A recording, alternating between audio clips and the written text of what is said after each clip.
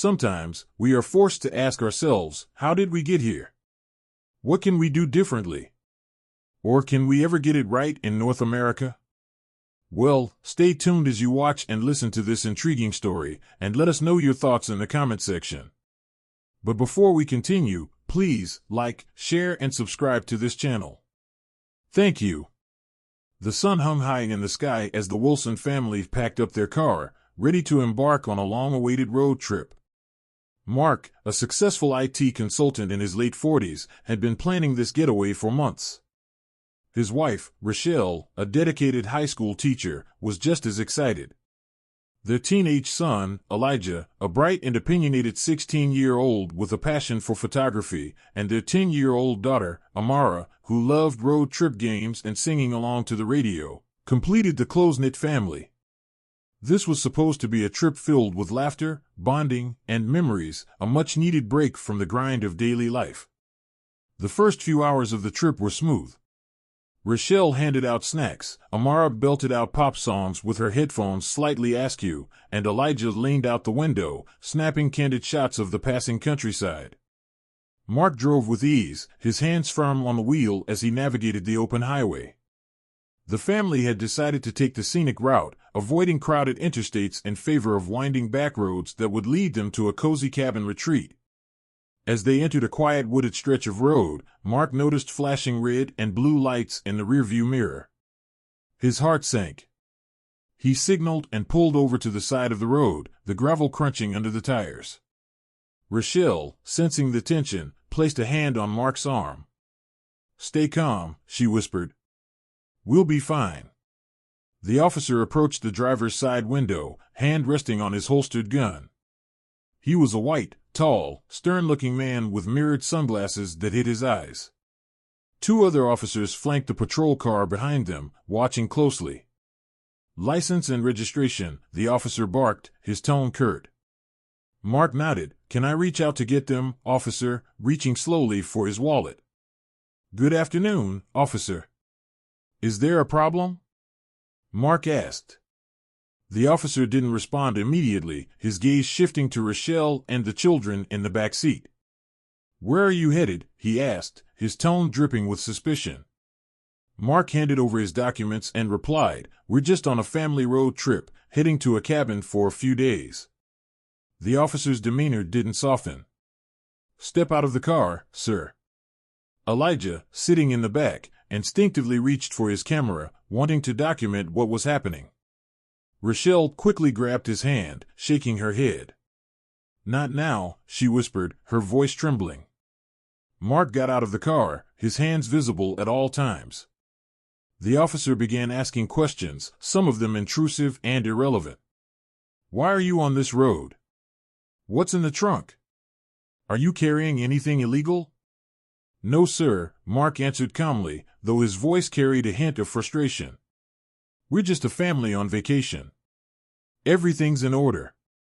The officer motioned to the two others, who approached the vehicle.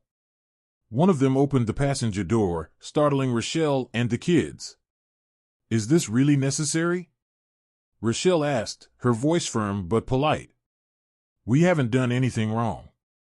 The officer ignored her, his eyes scanning the interior. Elijah couldn't hold back any longer.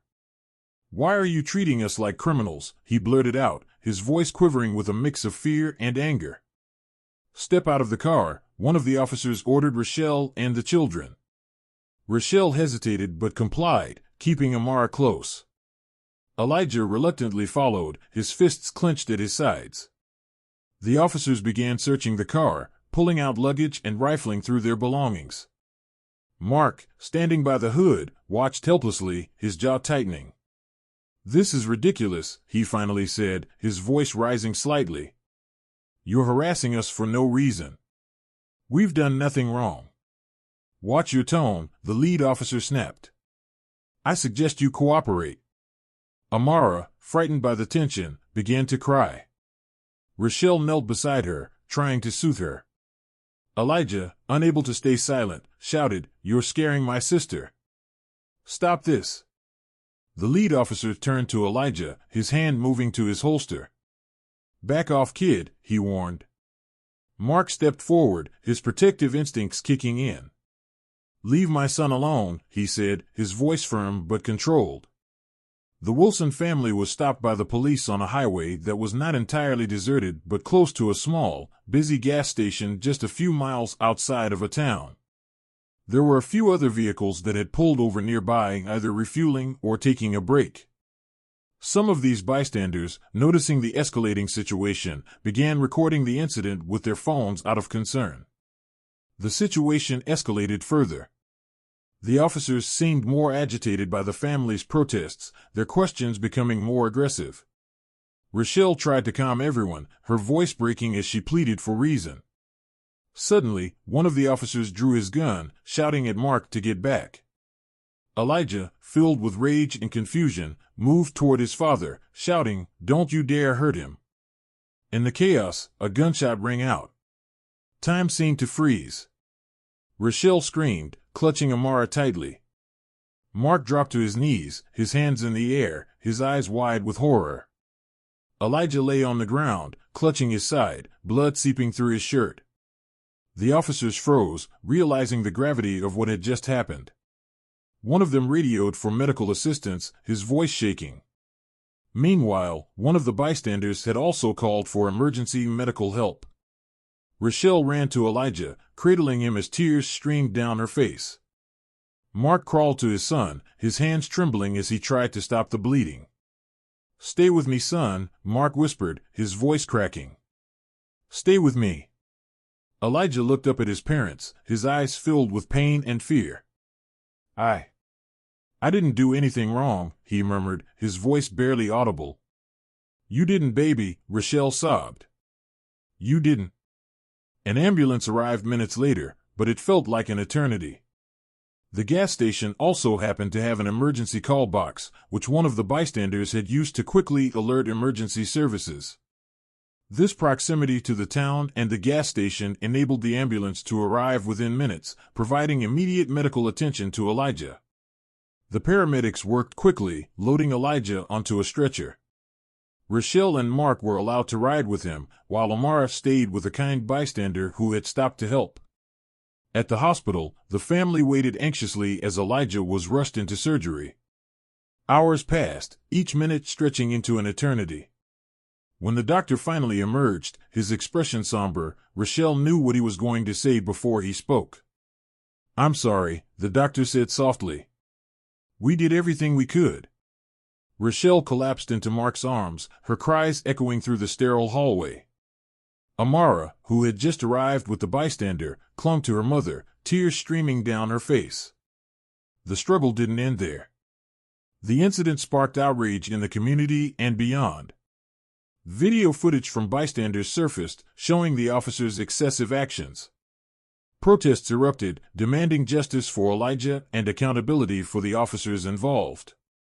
Mark and Rochelle, despite their grief, became advocates for change. They spoke at rallies, sharing Elijah's story and calling for reforms in policing.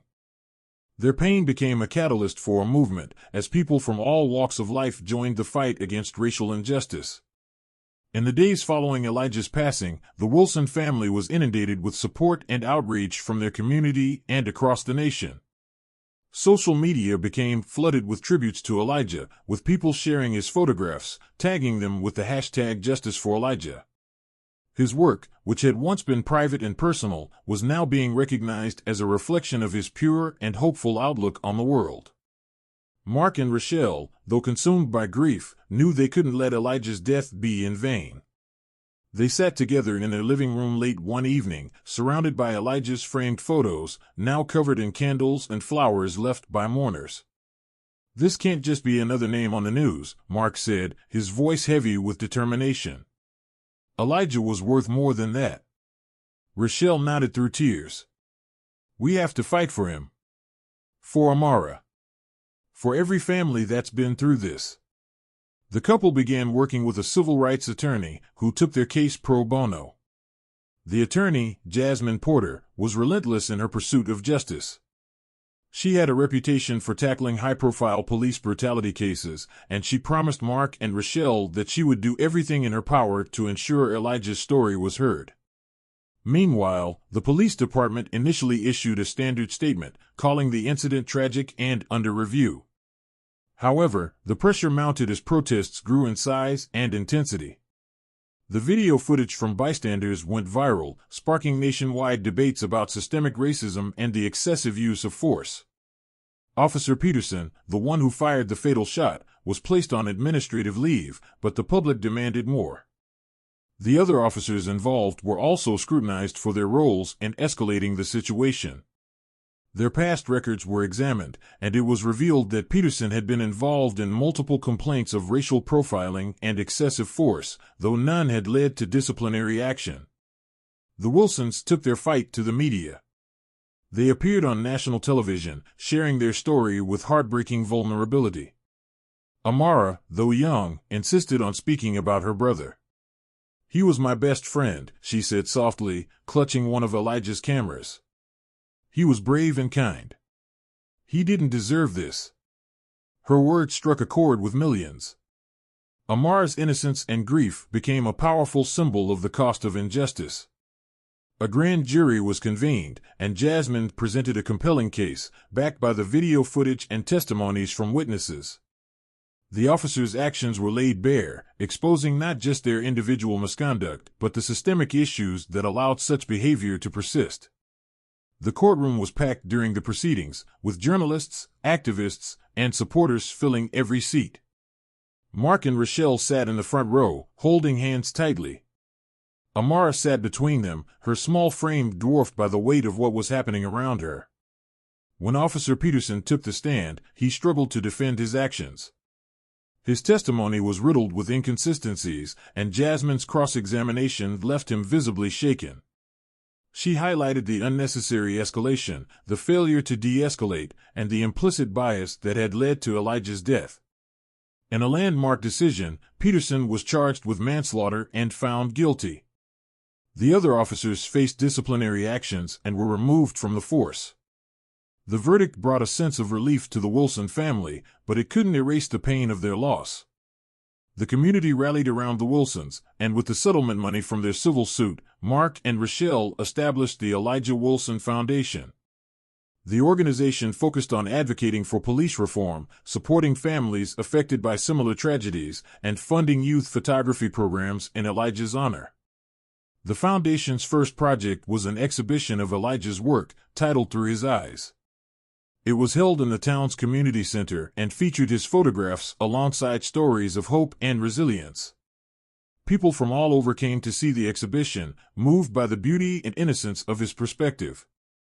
On the opening night, Mark stood in front of the crowd, holding back tears as he addressed them. Elijah believed in capturing the good in the world, even when it wasn't easy to see. Through this foundation, we hope to carry on his vision, to create a world where every child can grow up without fear. As the years passed, the Wilson family found a new sense of purpose. Rochelle continued teaching, integrating lessons about equality and empathy into her curriculum. Mark became a speaker at police reform conferences, sharing their story to inspire change. Amara, now a teenager, carried Elijah's camera everywhere, determined to continue his legacy.